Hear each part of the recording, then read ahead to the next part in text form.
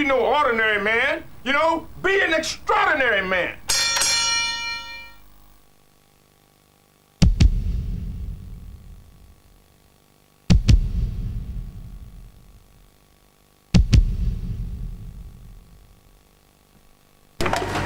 And make sure you're listening to Chris Moyles on Monday morning. He'll be revealing how you could be joining Radio 1 in Portugal for Euro 2004. Chris Moyles, weekdays from 7 a.m. on BBC Radio 1.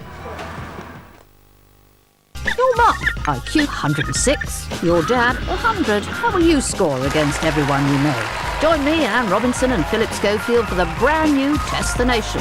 The National IQ Test tonight at 8:30 on BBC1.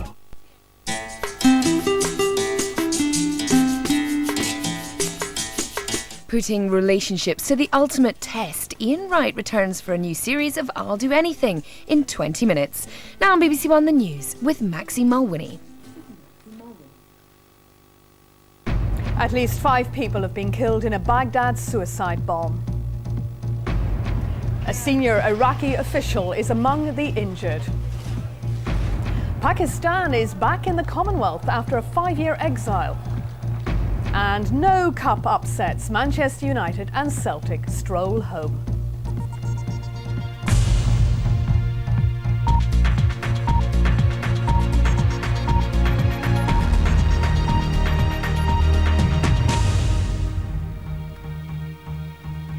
Good afternoon. At least 5 people have been killed and several others injured after a suicide bomber blew up his car in Baghdad. The blast occurred outside the home of a leading Iraqi official who was among those injured. It's the second bomb attack on a senior Iraqi figure in less than a week. From Baghdad, Caroline Hawley reports. It was about 8 in the morning in a residential part of Baghdad. The target, one of Iraq's deputy interior ministers. The bomb went off just outside his house. He was wounded, 3 of his guards and a woman neighbour were killed. US soldiers say it was a suicide attack. The car carrying the bomb was blown to pieces, scattered across the street. The interior minister came to the scene.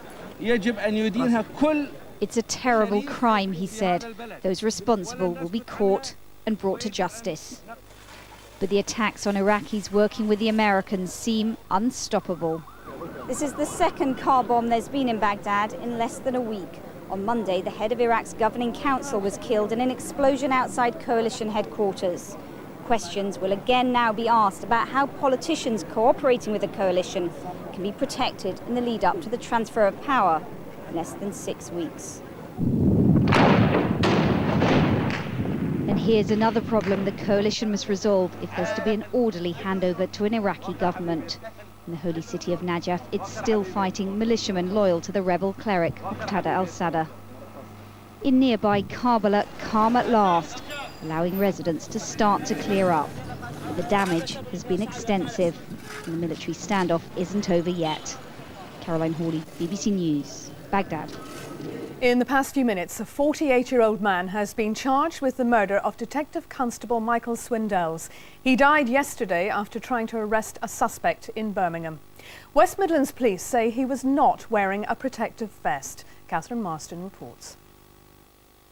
A treasured family photo of DC Mick Swindells and his wife. Described as a very good policeman, he cared deeply about his job. With almost 14 years in police service, his death has left the West Midlands force numb. A sombre chief constable held a press conference today to explain why his officer wasn't wearing a stab vest.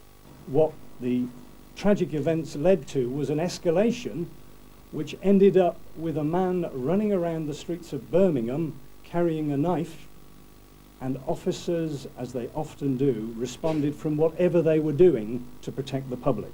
So it wasn't that the officer had been deployed to the scene, he responded to it. So that means when he arrived here at the scene to help, he was in plain clothes without a stab vest. The situation escalated and a man armed with a knife ran away from the scene. To help his colleagues, DC Swindell ran after him, but on a narrow path, the officer was then stabbed once in the stomach. He died later in hospital. The force says its officers' safety is assessed on a daily basis. But after what happened here yesterday, it will now review exactly how and when its officers use stab vests. This evening, tributes are being paid to a man described as a valued friend and police officer. Meanwhile, a 48-year-old man has been charged with murder. Catherine Marston, BBC News, Birmingham. Pakistan is to be readmitted to the Commonwealth 5 years after it was suspended because of a military coup. A meeting of Commonwealth foreign ministers in London praised the progress towards democracy made by President Pervez Musharraf, who seized power in 1999. Pakistan was not represented at the meeting in London, and nor was Britain, although the British government will welcome the decision to readmit Pakistan, a key ally against Al-Qaeda, to full membership of the Commonwealth. The Pakistani government did not win a clean bill of health, but is seen to have gone far enough on the democratic road since the military coup 5 years ago to get back into the Commonwealth club.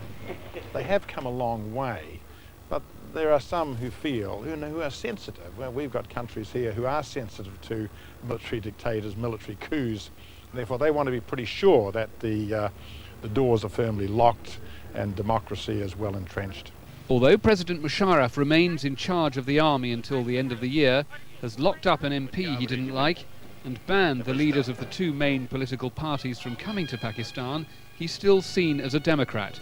To his government, Commonwealth endorsement matters. We welcome the announcement that has been made. It was a unanimous announcement. This announcement, we feel, was long overdue.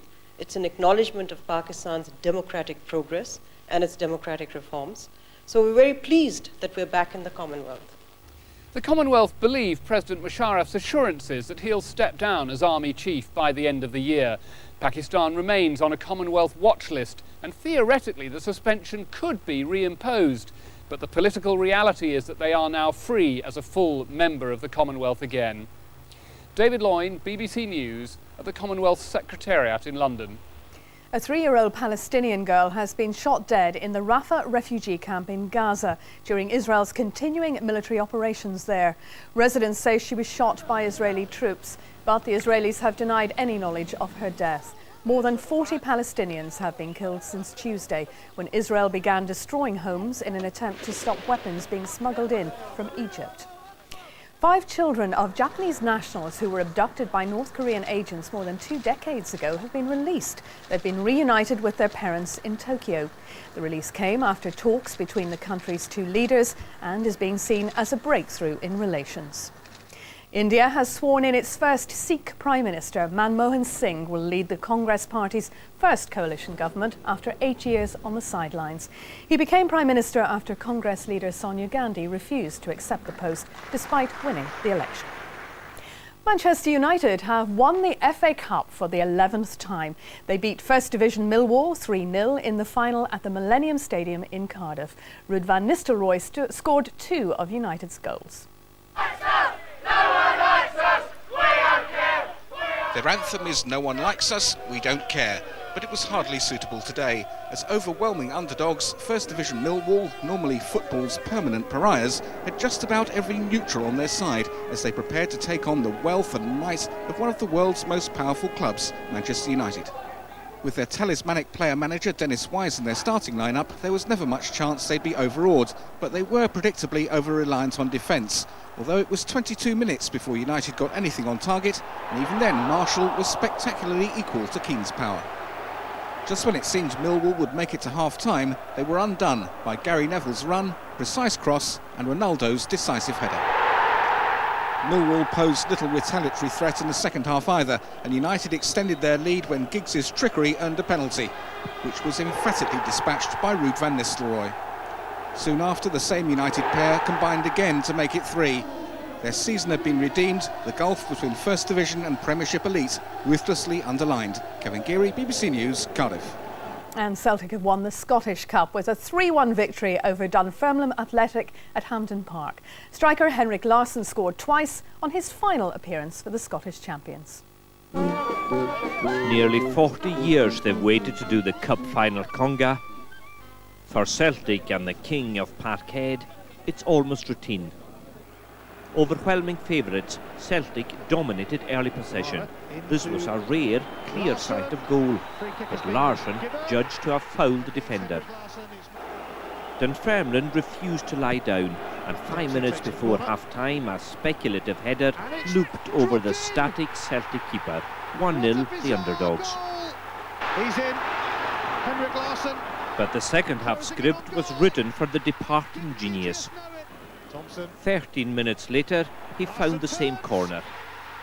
After a late Petrov goal had sealed victory, Celtic lifted the Scottish Cup. For Henrik Larsson, it's a dream end to an incredible 7 years in Scotland. John Morrison, BBC News, Hampden Park. In Madrid, more than 1,000 guests have attended the wedding of the heir to the Spanish throne, Crown Prince Felipe. The prince married Leticia Ortiz, a television journalist who's also a divorcee. There was tight security coming just 2 months after the train bombings in Madrid. The guests included Prince Charles and Nelson Mandela. Well, that's it for now. There are news updates throughout the evening on BBC News 24. I'll be back with more from the newsroom at 10 to 10 on BBC1. Now it's time to join our news teams across the UK.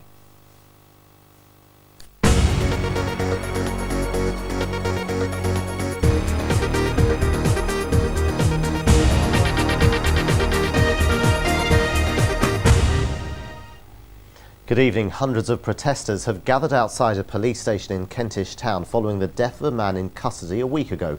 42-year-old Kebe Job was arrested for suspected drug offences by Camden Lock.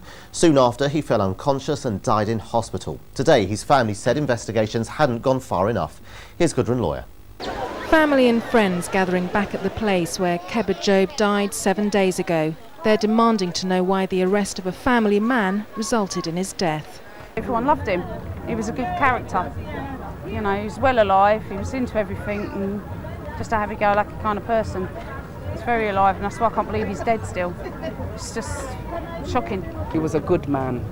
He was a productive member of society. He was a man, if you trod on his toes, he'd rather smile at you and say, oops, are you okay? Than, hey, what the hell are you standing on my toes for? That's why you've got people here today. Paramedics tried to resuscitate him, but Mr. Job was pronounced dead 1 hour later at hospital. An inquest found he died as a result of an obstruction in his airways. What do we want? Justice! When do we want it? As emotions ran high, the calls for questions to be answered got louder. The Independent Police Complaints Commission is now in charge of finding out exactly what happened last Saturday that led to a man dying whilst in police custody. We need to investigate this case. We need to search for the truth. We need to ensure that that evidence is produced, and if action is necessary, action is taken. Distrust of the police here is high, and it's now up to the investigating team to reassure friends and families that it wants the answers just as much as they do. Gudrun Lawyer, BBC London News in Camden. A 3-year-old boy has died after being hit by a car as he waved to his grandparents who were heading off on holiday.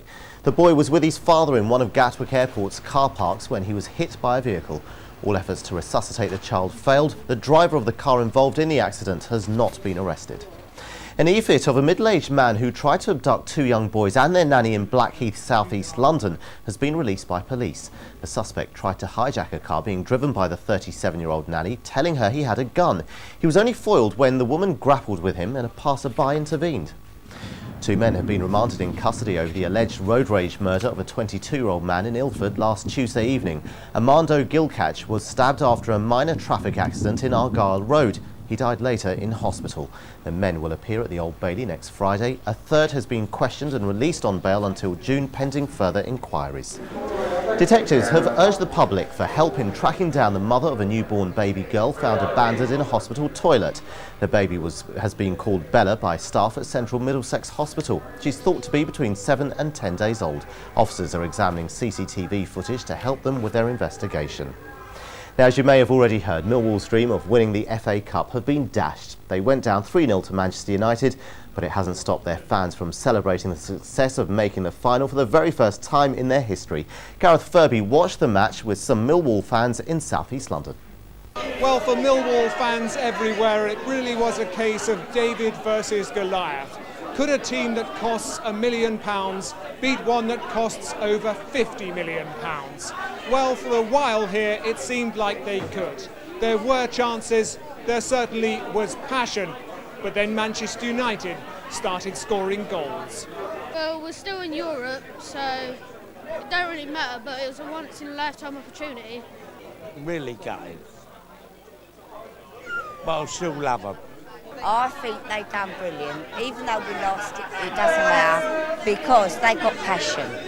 And for Millwall fans everywhere, especially those who went to Cardiff, this has been an event to remember, a unique achievement for the team getting to an FA Cup final.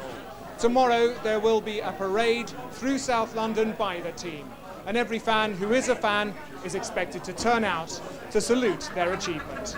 Back to you. Still a great day for Millwall, but they weren't the only club involved in a cup final today. Harlequins have won Rugby Union's Parker Pen Challenge Cup. They secured their place in next season's Heineken Cup by beating Montferrand 27-26. Victory came with a sensational try deep into injury time by substitute Simon Keogh. Andy Dunn then converted to spark the celebrations. That's it for now. I'll be back with our next bulletin tomorrow at 5:05. But for now, from the BBC London weekend team, do enjoy your Saturday night. Bye-bye for now.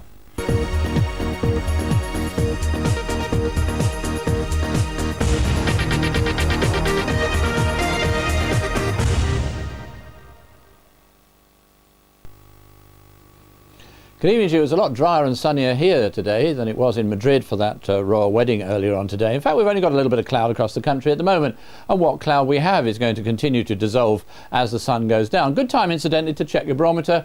More or less same pressure across the whole country, 30.4 inches. So a fine end to the day, generally speaking. A little bit of cloud here and there. I suppose there's just a remote chance that there's still a light shower lingering, but that's not going to be around for very long as the cloud dissolves and the sky's clear. Watch out again for another widespread ground frost, even a touch of air frost. Around the coast, probably no problem, and the larger cities also holding well up. And then tomorrow starts off chilly. It starts off dry and sunny, I think, just about everywhere. The remote chance of an odd early shower in parts of Norfolk, otherwise a fair amount of sunshine. But again, like today, some cloud bubbling up during the course of the day, but most of us will stay dry. The cloud will be innocuous. If there is any showers, or are any showers around at all, they're likely to be across Northern Ireland, but light and well scattered. So lovely weather, I think, for Twickenham tomorrow afternoon. Warm there with a good deal of sunshine. And similarly, of course, for Lords, and that fine weather lasting into Monday as well. Now, we'll be a shade warmer, I think, tomorrow, despite the chilly start. We're going to see temperatures up to about 18 degrees or so in a number of places, but it will be cooler around the coast, especially with the wind coming in still from that cool sea. A very similar day coming up for Monday. The outside chance here and there of the odd light shower, otherwise a chilly start, and then a little bit warmer with a fair amount of sunshine. Good evening to you. A new series of I'll Do Anything, next on BBC. Has begun, and the next ballroom challenge is the Red Hot Rumba. It used to be touching you. It's a tough job, but someone's got to do it. Oh, easy, Tiger. Can they master the complicated quick step? Or will it get the better of them? So frustrating.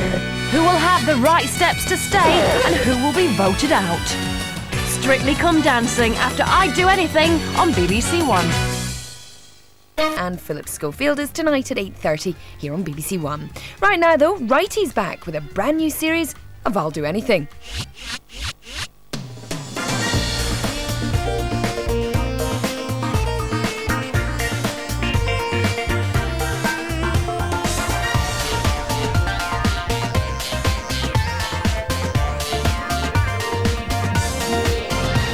Ladies and gentlemen, Mr. Ian Wright.